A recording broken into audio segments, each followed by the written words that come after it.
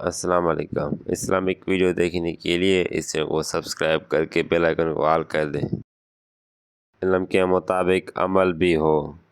یہ علم حاصل ہونے کے بعد لازم ہے کہ آپ کا عمل بھی اس علم کے مطابق ہو۔ اگر آپ کو یقین ہے کہ ایک دن مرنا ہے اور مرنے کے بعد پھر ایک دوسری زندگی ہے اور اس زندگی میں آپ کو ایسی فصل پر گزر کرنا ہوگا جسے آپ زندگی میں تیار کر کے جائیں گے، تو پھر یہ ناممکن ہے کہ رسول اللہ صلی اللہ علیہ وسلم کی بتائی ہوئی طریقے کو چھوڑ کر کوئی دوسرا طریقہ اختیار کر سکیں۔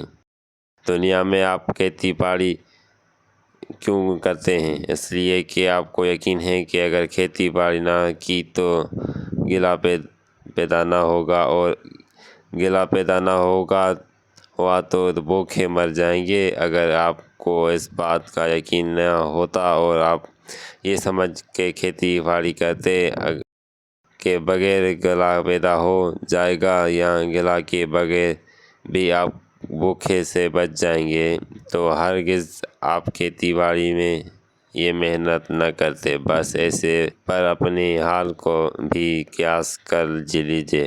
جو شخص زبان سے کہتا ہے کہ خدا کو میں اپنا مالک اور رسول پاک کو خدا کے رسول مانتا ہوں اور آخرت کی زندگی کو بھی مانتا ہوں، مگر عمل اس کا قرآن کی تعلیم اور رسول اللہ صلی اللہ علیہ وسلم کی سنت کے خلاف ہے، اس کے متعلق یہ سمجھ لیجیے کہ در حقیقت اس کا ایمان کمزور ہے۔ اصل کو جیسا یقین اپنی کھیتی میں کاشت نہ کرنے کا بڑے انجام کا ہے، اگر ویسا ہی یقین آخرت کی فصل تیار نہ کرنے کے بڑے انجام کا بھی ہو، تو وہ کبھی اس انجام میں غفلت نہ کرے۔ کوئی شخص جان بوجھ کر اپنے حق میں کانٹے نہیں ہوتا۔ کانٹے وہی ہوتا ہے جسے یہ یقین نہیں ہوتا کہ جو چیز ہو رہا ہے اس سے کانٹے پیدا ہوں گے اور وہ کانٹے اس کو تکلیف دیں گے۔